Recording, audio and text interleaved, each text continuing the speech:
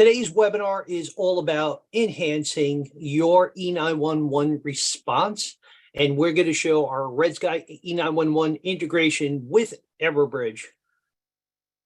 And so I'm your host. I'm Joe Ruska, Director for Service Provider and our channel partners. Today with me on the call is Ryan Olson, Director of RedSky Sales Engineering, and we have Brian Kramer, Senior Sales Engineering for Everbridge. Those two gentlemen are going to take us through a demo later, so it's important to make sure you're paying attention. Today's agenda, we're going to talk a little bit about providing an overview. So we have a mixture of Everbridge customers, RedSky customers, so we want to do a little bit of level setting. So we're going to talk a little bit about the RedSky technology at a glance. Then we're going to go through Everbridge mass notification overview. Then I'm going to turn it over to Brian and Ryan to take us through that demo. We'll talk through some key takeaways as well as some Q&A and then some resources that you can utilize as part of a conversation with your customers. And so a quick glance, if you take a look at RedSky, we are based in Chicago. We've been in the E911 capabilities business and finding those individuals for 20 plus years now. And so we were acquired by Everbridge about 2 years ago, and I'll cover that a little bit more. But basically, we support all types of calling platforms. As long as your calling platform can route 911 calls to us, we can determine where that user is. We can determine whether they're on-prem, off-prem. We'll know exactly where that user is, and we'll be able to route them to the appropriate PSAP. So PSAP stands for Public Safety Answering Point. We reach every PSAP in North America as well as Canada. So that's really important to know. And then ultimately, we help customers become compliant with the federal rules and regulations as well as state rules. So really important to know because these laws are out there and they've already come and gone. And so at a quick glance, if we take a look at E911 made easy for that mobile enterprise customer. It's all about, as I've mentioned, the different calling platforms, whether you're on Cisco, Broadworks, Mitel, Atos, Microsoft Teams, Avaya, Genesys. We can route that 911 call, and we work with a lot of others as well. And so it's all about finding the person who is dialing that 911 call, determining where they're located, routing that 911 call to the appropriate PSAP. And so a lot of organizations today still might have centralized trunking. And as a result, my branch office might be, one office versus where my trunking is being routed through. And so for those branch office, those remote workers, when I'm working from home, I need to make sure that my 911 call is being routed to the appropriate PSAP. And that's where RedSky comes in. We know exactly where that user is. We get that 911 call and we route that to the appropriate PSAP. On top of that, we also have the ability to provide notification within the organization to make sure that you are compliant with Kari's law. And so making sure that individuals know that the 911 call has been placed and who can help that individual potentially before emergency service gets there. So now let's take a look at some of the regulatory overview here. First, we're going to talk about Kari's law. And Kari's law really has to do with providing 911 capability without providing any kind of prefix to going to a phone. So if you're an organization on a multi-line telephone system and that you've installed it or done any upgrades as of February 16th of 2020, you need to be compliant with Kari's law. That means anybody in your organization, or if you have customers coming into your organization, picking up the phone, being able to dial 911 straight off the phone, and automatically being routed to the appropriate PSAP operator. As part of that, you want to make sure that you're providing notification to someone within the building. So we help organizations do that with text, email alert. We also have our on-site notification, and we'll also share how we could do that with our Everbridge integration. Really important to make sure that you're compliant. And if you don't know the story of Kari's law, by all means, go out there and Google Kari Hunt. That is actually what the law is based on. We'll also focus on the BAUM Act. And so the BAUM Act also had a couple of dates. They are all now gone. The last being January 6th of 2022, which had to do with those nomadic users that are working from home, working from Starbucks, or working from your customer's location. Need to be able to provide a dispatchable location. So the question is, what is a dispatchable location? A dispatchable location is defined as the street address, the floor number, a room number, or a zone that the user might be located in. So again, you always want to think about that emergency service person showing up. In RedSky, we are located on 333 North Michigan Avenue on the 16th floor. And if somebody dialed 911 from our office without a dispatchable location, emergency service is going to show up at the front of the building. They're going to come into the security desk and they say, where's the 911 call? And the security guy down there is going to be clueless. And so that's why BAUM Act is really important for organizations to make sure they're providing the proper dispatchable location. And so the next question I always get is, what is a dispatchable location? And so you want to think of a dispatchable location, again, as the civic address, the floor, the room, and or zone. And so we have some simple rules. If I got an open line of sight, maybe I need one dispatchable location. If I've got obstructional line of sight, I might need multiple dispatchable locations. The other thing you're going to want to also check is your state laws. Depending on where you're located, certain states and have more strict guidelines than what the FCC put into place. And the FCC was very conscientious to make sure that they did not supersede the state laws that have already been placed out there. But let's take a look at this floor plan.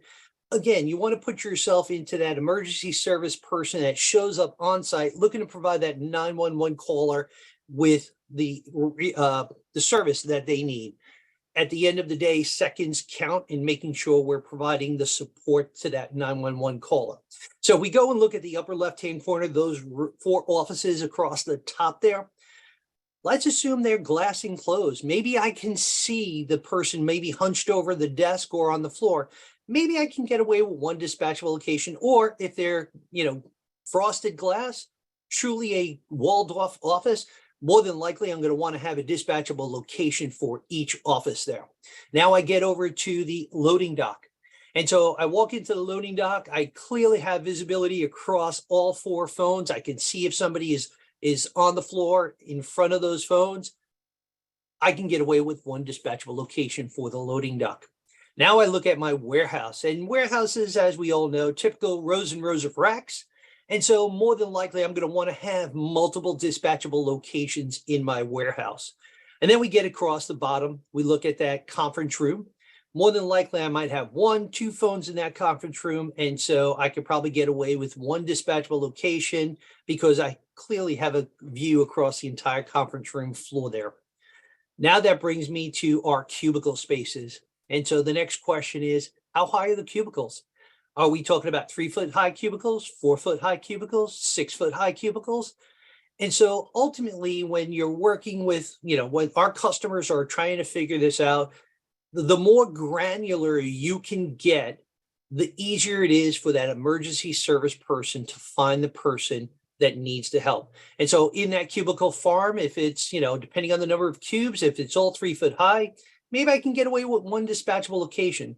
But if I'm really concerned about my employees and I want to make sure I'm providing a easier path for the emergency service to provide that, maybe I'm going to go look at rows, or maybe I'm going to go use a quadrant: northeast, northwest, southeast, southwest. Again, making it easier for that emergency service rep to find that person that dialed 911. And again, when we think about people having heart attacks, seconds count, and it's all about that employee safety. Now let's take a look at Everbridge and mass notification. And so RedSky was acquired by Everbridge about 2 years ago. And from a Everbridge standpoint, it's all about critical event management and making sure we're bringing the right teams and the right resources together, help organizations stay safe. So when we look at critical events happen every day, and this is important to make sure that you could have one critical event, you could have several critical events happening simultaneously. And this is important to make sure that you're bringing the right people together in order to make sure that you're providing the appropriate resources to keep people safe and to ensure that we're keeping operational efficiencies going and keeping our organization. Again, when we think about critical events these days, it could be just about everything from people safety, buildings and facilities, and making sure that transportation hubs, our IT teams, whether they're seeing um, security breaches. And again, it's, not just the assets that we're trying to protect, and our employees are probably our biggest asset, but it's also making sure we're providing that internal and external communication to our teams, making sure that we're dealing and keeping our employees safe during those external natural disasters. I mean, a lot of us have seen hurricanes, tornadoes, that all impact our day-to-day life. They also impact operational of our business as well. And that's really important to make sure that we're thinking about both our employees as well as keeping them safe, as well as keeping our operations safe as well and keeping it running. So when we look at critical events, as I've mentioned, they can be singular in nature, but they could also happen multiple situations happening at the same time. The question is, do the right people that need to be notified, are they being notified? Who needs to be involved? Not every situation has the same team that's being impacted or needs to be communicated to.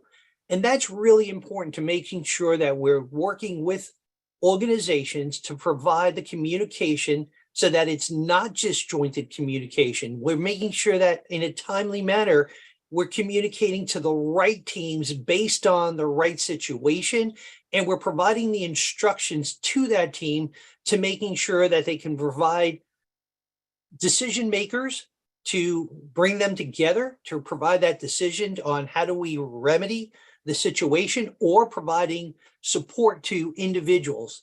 And that's important when we think about today. We think about the nature. If you think about that train derailment that we just saw in Ohio, very tragic information, tragic situation. Unfortunately, how long did it take the president of the train company to show up on site? How long did it take for FEMA, the EPA? And these are all organizations that, time becomes critical for the people who live in that town of Ohio. And that's really important. And we want to make sure that we're helping the organizations keeping their employees safe.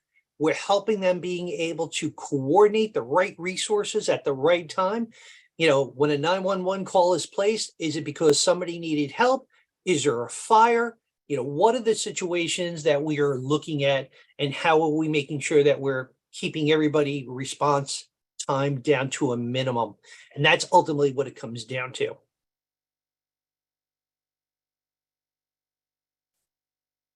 So let's talk about, again, keeping people safe, bringing the right people together in making sure, whether it's employees, it's faculty, it's staff and students, if we're working with our school districts, grouping the necessary people that need to respond together, making sure that we're providing the critical rules and making sure that people know, hey, I am part of the critical team.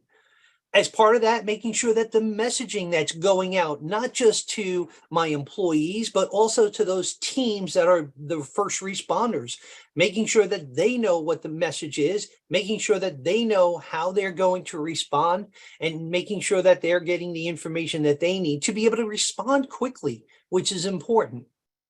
And also making sure that the messaging is going out at the right time. And so we have the ability to making sure not just we're pushing out one message, but we have the ability to schedule subsequent messages, making sure that people are kept informed, which is also really important. Again, reliability and escalation, ultimately driving our customers to making sure we're keeping their employees safe, keeping their customers and their operational running smooth with multimodal communications and providing that 99.99 uptime capabilities. Next, we're going to look through, just do a demo. And what we're going to see in the demo is we're going to see our emergency location created in the RedSky portal. Ryan's going to take us through our portal. He's going to show a 911 call, what happens when that happens. We're going to create the necessary incident in our Everbridge portal. Brian's going to show us what that looks like from a Everbridge side. We're going to make sure that we're showing you the notification that is actually being sent out via our Everbridge portal, the nature of the incident determined, and making sure that we're notifying the right people in the Everbridge team, or in this case for this demo, that needs to be notified on the impact. So with that, I'm going to turn the demo capability over to Brian and Ryan.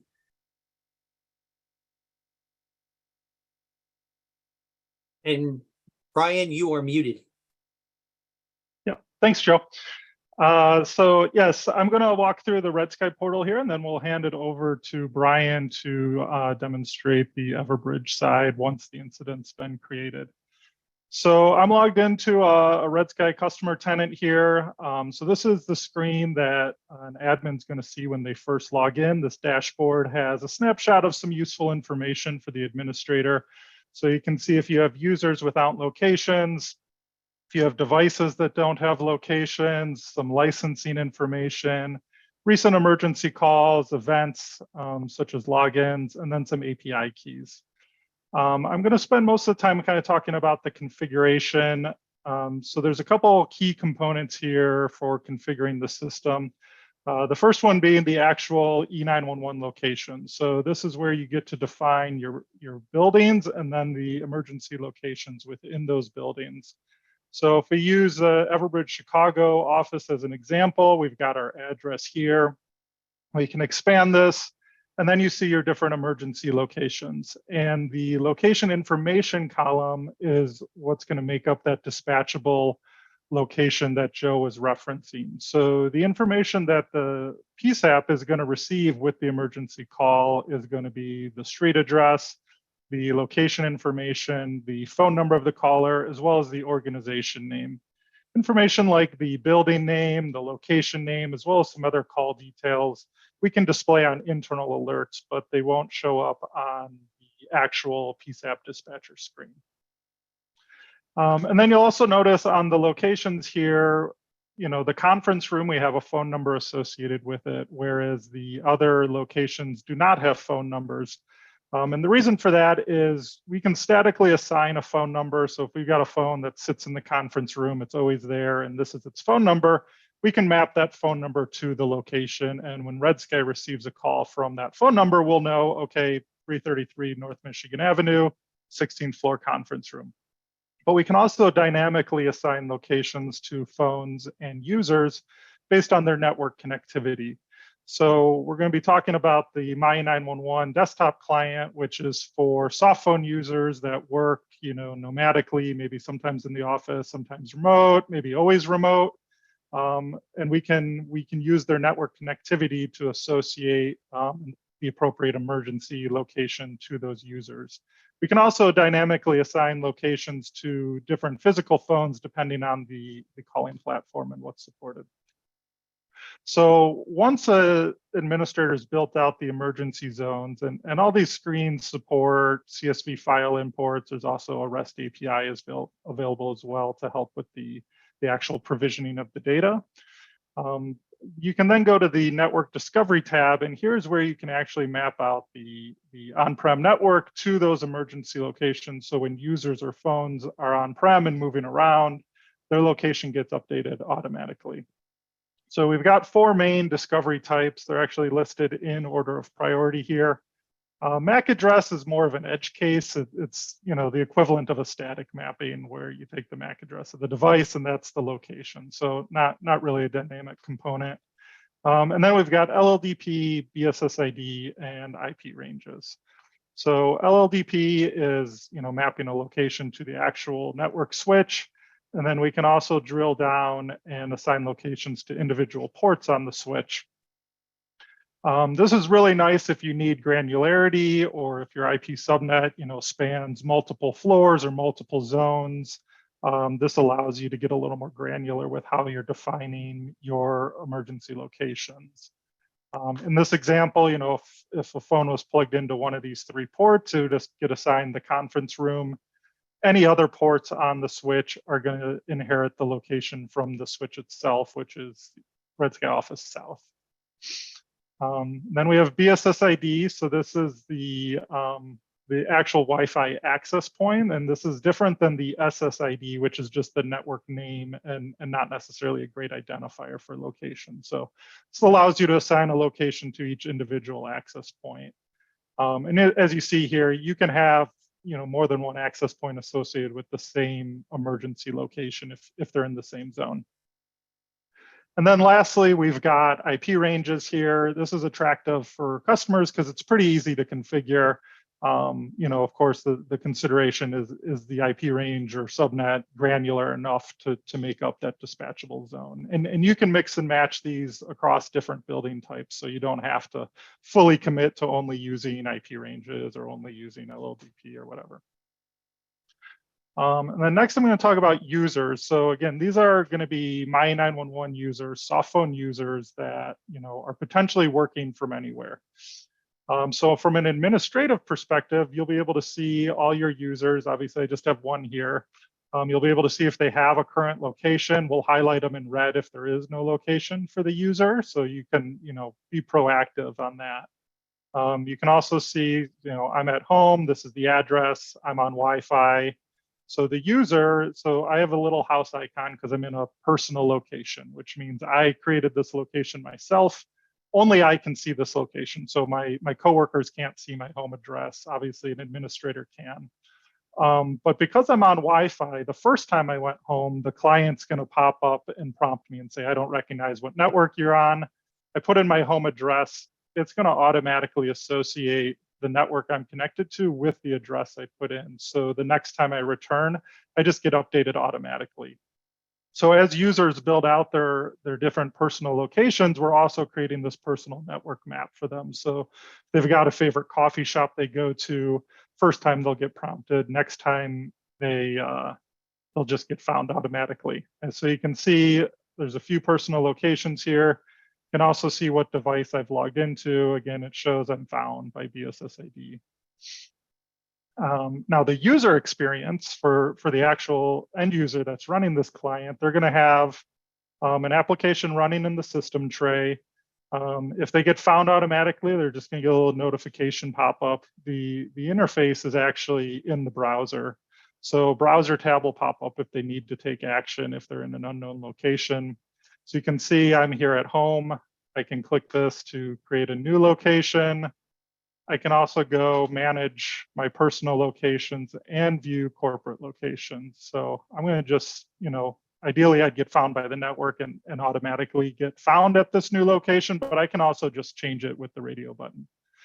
So if we go back here and refresh, we'll see my user now shows RedSky Office South, and because I'm in a corporate location, the icon associated with that changed as well. And then lastly, I want to talk about notifications. So, you know, RedSky does have some native notification capabilities, email, text message, screen pop. You can also conference in security to hear the live emergency call. But we want to talk about sending the notifications over to Everbridge and specifically creating an incident based on that emergency call. So we have a configuration menu here where you can link your RedSky organization with your Everbridge organization. And that connection is just through API keys. I'm already connected. Once you're connected, we'll pull down the list of incident templates available in the Everbridge org. You select which one you want to send your emergency calls to. And then all the rules of who gets notified, how they get notified, all is dictated by that incident template, which Brian's going to show in just a second here. So I'm going to trigger an emergency call here real quick. 1 second, my screen mirroring died on me. So what that's going to look like, so I'm placing an emergency call. I'll start to get some notifications in my phone here.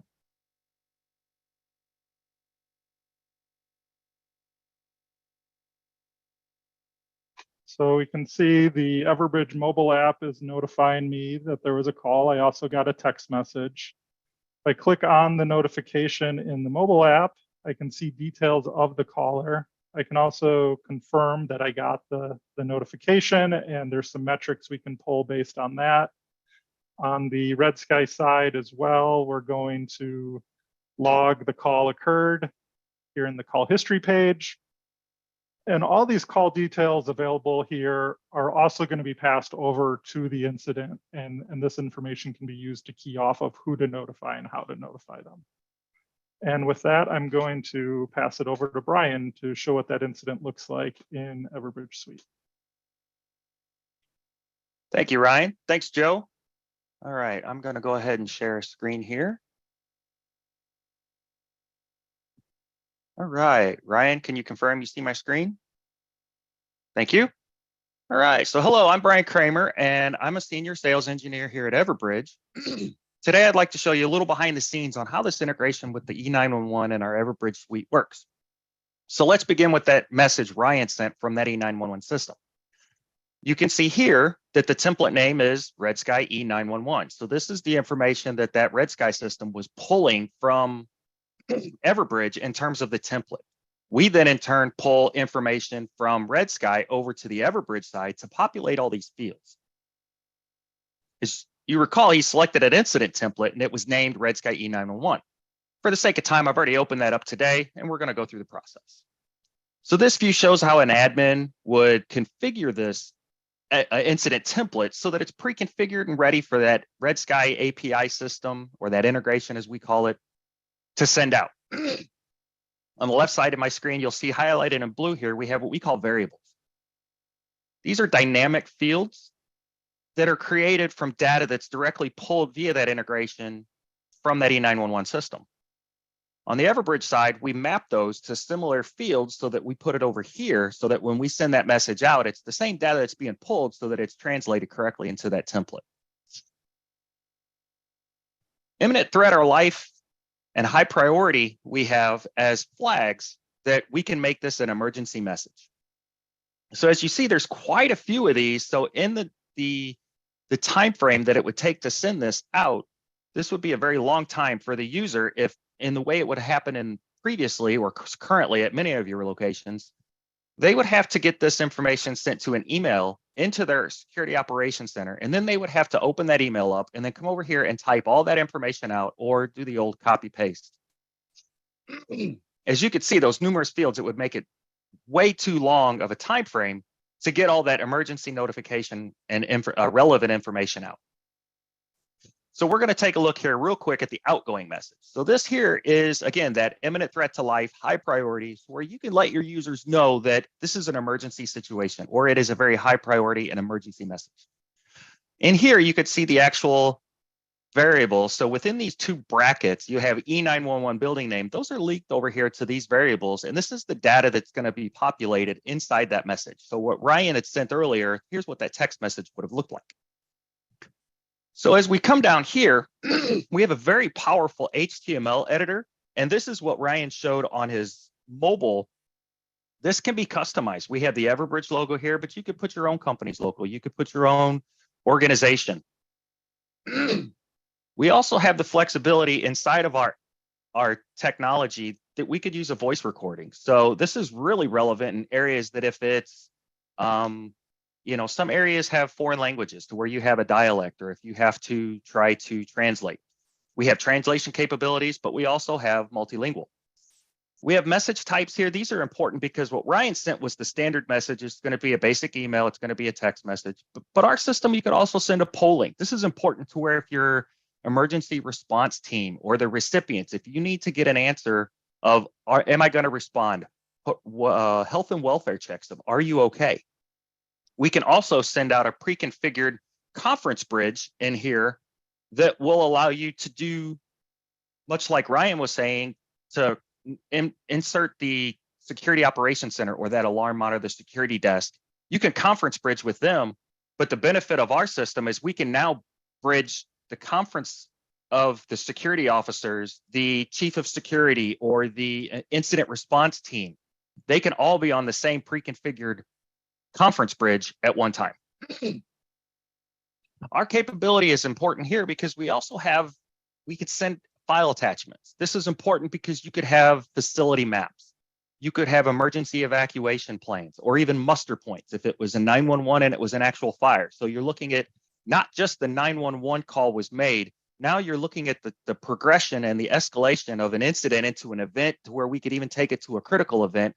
This can all be done from a single platform within Everbridge. You can come down here, and this is important because in the preview, you can see what the message is going to look like before it goes out. So we see it was from the RedSky E911 caller ID, what the title is, and then these are going to be blank fields, but this will be populated from our variables. And then this is where you can see what that template is going to show. So you don't have any accidental sending and you don't have erroneous emergency messages that are going out. Okay, so we'll come back through here. And what I want to show you is our contacts. Ryan was talking a little bit about the contacts earlier. What I want to be able to talk about now is these individuals. So if you come through, this is an individual that is specifically assigned to get a 911 call or the email that the notification is going out no matter what. You can also have a group. This would be your emergency response teams, your security teams. Now, what's important with here is you can have an incident rule. This is an awesome feature that we can use internally on our system that has a scheduling. So if you have in healthcare or security, if you have on-call or if you have special teams that need to be notified in the event of schedule or time. The other thing that we have is conditional is on these conditions, we have two here. We have one that is much similar to the incident rule, but we have night shift. So if we're not using the scheduling feature in ours, but we just need to know that night shift, we want to create a group in here that's called night shift. So that if the current time of this message being sent out is between 10 p.m. and 6 a.m. in the operator, which is the local sender time zone, then we're going to add this group called night shift right here to this message. We can also add a condition in here that takes it by if the incident variable is location. So if it's based on a location, then we're always going to send it to the Chicago office. That would be this one, apology. So the Chicago. So if you have E911 city from Ryan's variable that's passed over to us, it's going to automatically notify the Chicago group. This is important because now we're going to basically say, Chicago, there's a 911 call going on. The field's going to be pre-populated. Burlington office is not going to get that emergency of a state of emergency because the 911 was called. There's no confusion. It's always going to be notified, and we can use the same template for each location. So that's going to be time saving both on the administrator and the message sender. So as we come through here, we have multiple options. We can send it and we can use other features within the Everbridge suite. Okay, so what I want to do real now is show you an overview, really high level, of some of the other features that we can use in regards to this specific incident that was created. So in our context, these are going to be the people that you have in your organization. It could be 200, it could be 200,000. This area allows you to see and track your open incidents and even launch new ones in the event that that incident, that an emergency call was made, much like we talked a little bit before, to where there's an escalation or now there's a situation going on that maybe there is a fire alarm and maybe there's emergency response or you have some sort of casualty going on where there's injuries or you need other emergency response notifications and excuse me. So what I want to come through here is I want to open up this call. This is the one that Ryan had just placed. So this is an important one because right now this incident call is still going on. So if I was in a security operations center and I was managing this incident right now, I could come in and I could turn on auto refresh. This is going to update this page, and this is going to allow anybody else that's in this incident to respond. It's going to give me real-time notifications. It's going to give me that real-time situational awareness of who's responded, who's coming, and whatever details I needed to get from those responders. So on the bottom left here, we have our incident journal. This is really important because I can come in here and I can make notes as a message sender or an operator that I want to be captured in an incident report that are relevant to the situation. As you can see, my screen just flashed. It auto refreshed. So as we were talking about the incident reports, I can come in here and I can click incident delivery details and I can have an incident report created, and this is going to look with all the users, all the people that have responded. How many people? You can see over here on the chart, I already have some people that are coming in and confirmed. Another important feature that we have is the live chat. So you may have seen on Ryan's phone, there was a banner at the top that said open live chat. That is important because that is bi-directional real-time communication between you and those incident responders. So you don't have to necessarily send out another Everbridge notification to ask them a question. You could just ask directly in that live chat and it's secure. And it is also captured in chat transcripts after the fact, so we could use that for audit, tracking, and reporting afterwards. So let's open up this incident that Ryan had sent out. And here, this is a little bit more detailed. So we're starting to kind of take the layers of the onion off. So we have one confirmed, we have two not confirmed. So in this, you can click into method and you can go into the details of how did they confirm, because Ryan may have entered acknowledge on the mobile app. He may have replied in an email. He may have answered yes on an SMS text that he came through. So as I come through here, these are all those settings that we had set in before. You could see it was sent in by CEM API. That's the user that we created between the E911 system and our system to be able to do these. It was sent to 3 contacts, was their voice recording. So all of these features that I showed you before in the group calendar, we said, no, these are all those features. So you don't have to run back to the other system or the other side and say, okay, how does that configure? It was already here.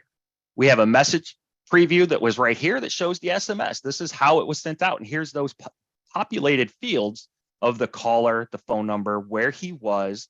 So as I come down here into delivery details, here's those list of people of how they confirmed. I didn't confirm, but Ryan did.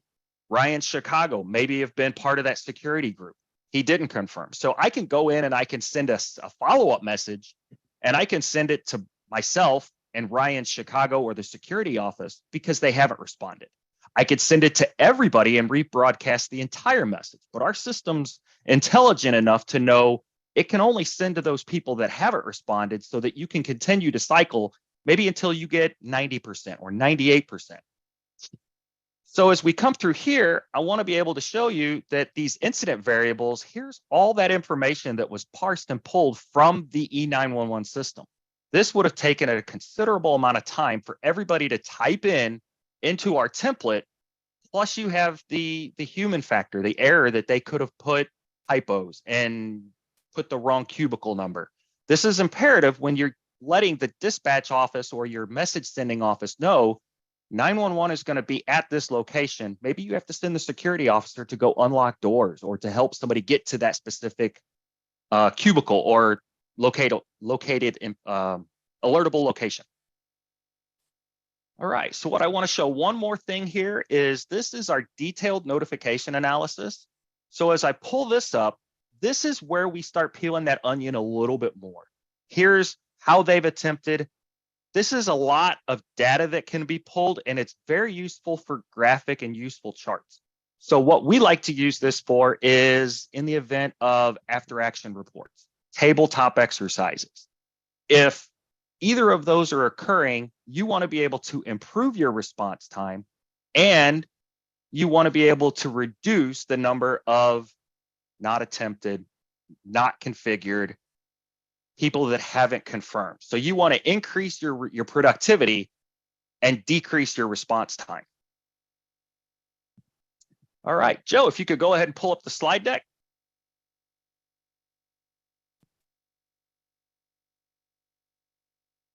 Thanks, Brian. And Ryan, give me a second.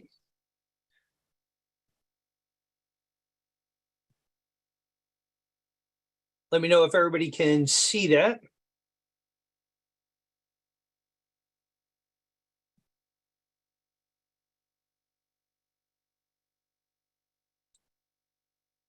Can everybody see my slides? Yes, we can see, Yes. Joe, and I'll jump in and I'll address this slide here.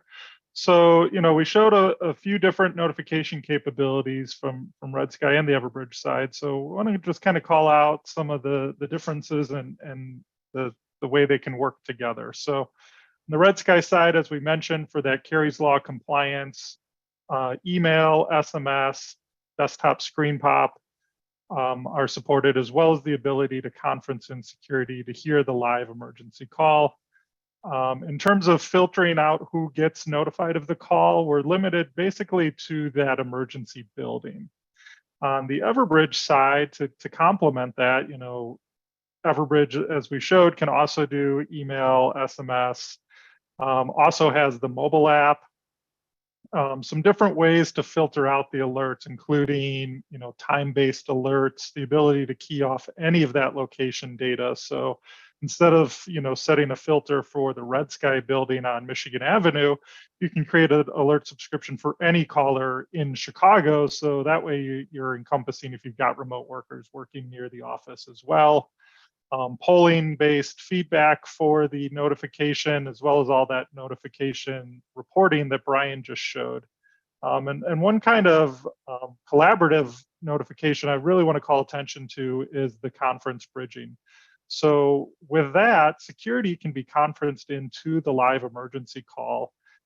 So they're now hearing the caller in real time, communicating with the dispatch. They can even barge in if for some reason the caller can't communicate, because they've also now received a notification, whether that's, desktop, email, mobile app, however they're getting notified. So they know where the caller is as well. But if that caller happens to be calling for, a fire or an active shooter, they can now trigger additional incident workflows if they need to notify other employees in the building, if they need to take action or evacuate. So now they can insert themselves into that emergency incident. And if they need to, trigger other workflows, they can do that through the Everbridge app. Excellent, Brian. And Brian, thanks for the demo. So, and Ryan, you're 100% correct, especially when you think about you got security officers that might be manning a front office or front desk, especially when you start thinking about schools these days. A lot of schools are lockdown facilities, and they have a security desk at the front of the door. And so that's really important to make sure that that security officer has the ability to listen into that 911 call. They have the ability to barge into that capabilities and say, hey, this is a locked facility, have emergency service meet us at the front of the door, and we'll get them into the building. So really important information to make sure we're sharing with our important customers. So let's talk about some key takeaways. So if you're a customer and you're an existing RedSky customer and an Everbridge customer, we want you to complete the form. Feel free to grab that QR code, and we're going to capture some information. We're going to follow up with you on having conversations if you're interested in this integration. If you're Everbridge, if you only have Everbridge or you only have RedSky and you're interested in this integration, also scan that QR code, fill out that information. We will actually identify the appropriate resources to have a conversation with you. And if you're interested in anything that you saw and you want just more information, we could definitely get on a call with you to help you figure out what your current environment looks like. How do you become compliant with RedSky? Or if you want to interested in that Everbridge integration, definitely want to make sure that we're following up with you. From a partner standpoint, so I know we got a couple of partners out here, you definitely want to reach out to your channel account managers. You could do that with the QR code as well. We want to make sure that we're providing your team with the appropriate partner enablement, strategy for having conversations with your customers, and as well as do some account mapping and planning to making sure your customers are compliant with both Kari's Law and the BAUM Act. You could also reach out to, if you're not a Everbridge partner today, you can grab that link, and that'll bring you to our Everbridge Global Partner Program, where you could actually sign up to become an Everbridge partner. So now we're going to take a look at some questions here. Mark, Sunita, I know that you guys are monitoring the queues. I know I answered a couple, so I'm going to let you guys bring those questions to the floor. All right, thanks, Joe. Yeah, we had a lot of great questions, and we're able to bring some of them forward based on the amount of time we have. So the first question I have is, how do I know if I'm compliant with Kari's Law and BAUM's Act? And that's a great question. So in the next couple of slides, we have a couple of resources that you can share, take a look at. It's actually a compliance assessment tool. And within about 2 minutes of answering a couple of quick questions, you will find out if you're compliant with Kari's Law and the BAUM Act. So really important for customers. Believe it or not, there are still a lot of customers who are clueless if they're compliant or not. And this is not something you want to make sure that you're uncompliant. It's all about making sure you're keeping your employees safe. Great, thank you, Joe. Next question.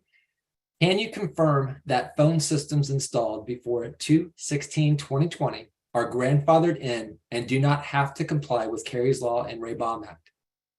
And so according to the FCC, that is the date that they have provided. Now, however, they call out that if you've upgraded your system, and again, the FCC is very loose with its language. And so if you've done an upgrade to your system, technically they tell you you should be compliant. But my recommendation, because I'm not a lawyer, is that you want to go speak to your legal and compliance team.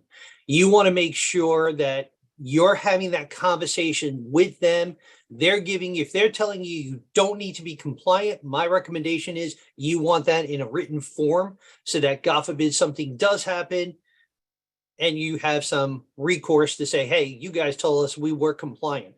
Rule of thumb, if I'm doing an upgrade if my system is older than February 16th of 2020 and I haven't done any upgrades, then I don't have to be compliant. However, at the same time, this is all about employee safety.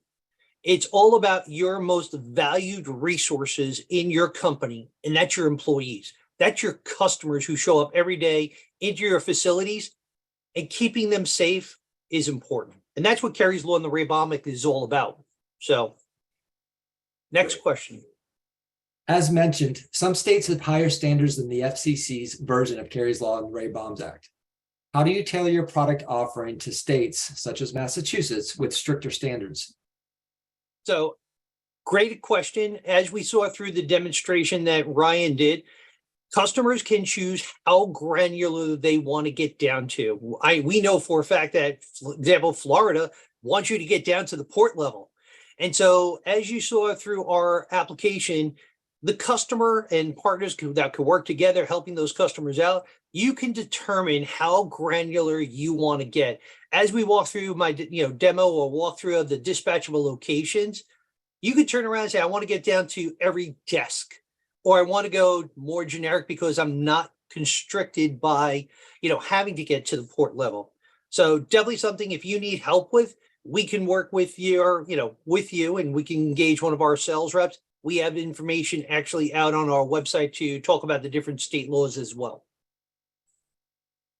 All right, next question. Is it mandatory to do a 933 test call for every company to be E911 ready? So that's go ahead, Joe. Right. I'm going to let you take that one. Thank you. All right. So it's not a requirement to do 933 testing, but there are some benefits to doing it. Depending on where you're located, your local PSAP may have some rules based on the number of test calls you can place in a given day or even a given hour. So by using 933, you can place more test calls without bogging down the local PSAP and emergency dispatch. So with the test calls, you can still confirm that your location information is configured correctly. You can confirm your notifications are being sent to the right teams, and you can kind of use that to complement live testing as well. So it's a nice tool to help you get ready, not specifically a requirement to do that though. Excellent. Thank you, Ryan. Next question. Is RedSky an add-on to the Everbridge subscription? Yes, it is. So, and if you are interested in finding out more about RedSky, we can definitely engage with you, help you determine, how granular you need to be based on your different offices. So definitely want to reach out, fill out that QR code, and we will engage based on your location. Great. And then the reason why we're here, when is the RedSky mass notification integration available? So that's going to be coming out. So hence the reason the QR code, we're in the process of gathering customers and that have both products that are real interested in getting this turned up and the service for them. We will actually be looking at deployment starting in March 15th. So right around the corner here, this is why we put this webinar together to make sure that customers were aware of this integration. And if you're interested, hey, feel free to fill out that QR code and we'll be contacting you. Great. I want to be mindful of the time only because I'm seeing we're coming up on the hour. So I am going to want to move on. I want to make sure partners and customers get the resources that we have here. So some really good resources, as I've mentioned, we have that compliance assessment. If you're not sure if you are compliant with Kari's Law and the BAUM Act, we will make sure you guys get this links for this. We also have an ROI for mass notification. So really good information there. And then if you are interested in becoming an Everbridge partner, we have a link to our partner portal as well. Being mindful of partner channel resources. And so this is my channel team. We've got different channel account managers covering different areas, as well as David, who covers our federal. We have Ashley, who covers our inside sales reps. So that's really important. So you can reach out to Shannon. She covers Northeast, Southwest. Steve covers Northwest, Southeast, kind of diagonal of each other. David covers our federal partners. Ashley's internal. And if you don't want to reach out to any one of them directly, you can always reach out to the RedSky partners at everbridge.com or complete that QR code information and we'll get back to you. So with that, I want to thank my panelists. I want to thank my presenters, Ryan and Brian, and for doing such a great demo. And most important, I want to thank you, our attendees, for joining this webinar, asking the questions. We want to help you keep your employees safe, keep your operations running smooth, and bringing the right resources together based on the different situations. So with that, I'm going to turn around and say, have a great day, have a great weekend, because that's right around the corner. Stay warm and stay safe.